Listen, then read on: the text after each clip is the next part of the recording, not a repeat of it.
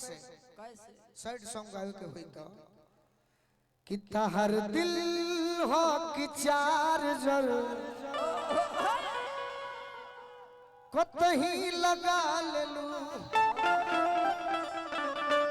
पवन सिंह जी गई हम तो कही हन कि स्नेहिया लगावल बहुत बात नहीं खे। लेकिन एमे तो धोखा भइल बाबा की लड़की हमरा से बियाह को के खुश बाड़ी तो कह दिया कि आज हो पहिला मिलनवा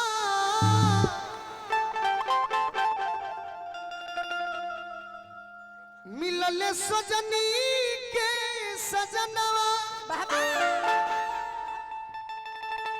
हमारी अंग गुलाब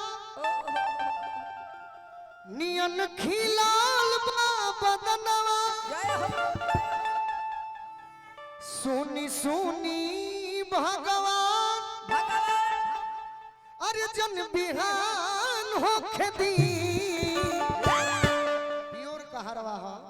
अब खड़ो हो जब अरे भाई का स्वागत का मना ले सुनी सुनी भगवान अर्जुन बिहान होखे दी लड़की कहते कि भगवान जी ए बाबा गोरखनाथ अरे कि आज राजा जी के कोरवे में जवान होखे दी। आज राजा जी के कोरवे में जवान होखे दी। आज हो पहिला मिलना मिलल सजनी के सजनवा आज हो पहिला मिलल सजनी के हमारी अंग गुलाब नियन खिला बदनवा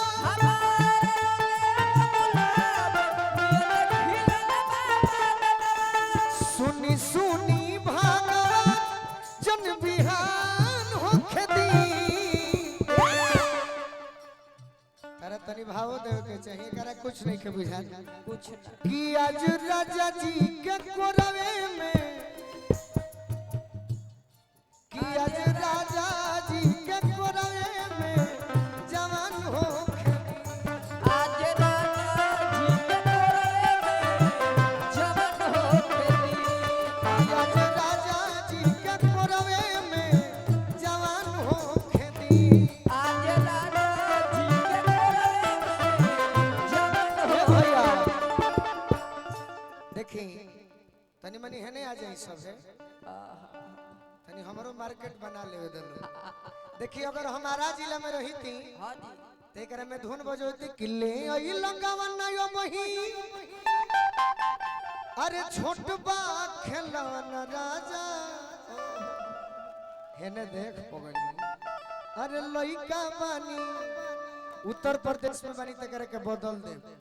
हमार भाई समर सिंह जी गौले बड़े बहुत ही अच्छा गीत जन तारा से सब हमार भाइयों पूछी अरे कि नई हर से जब ससुरा गइलू अरे कोई बज दिया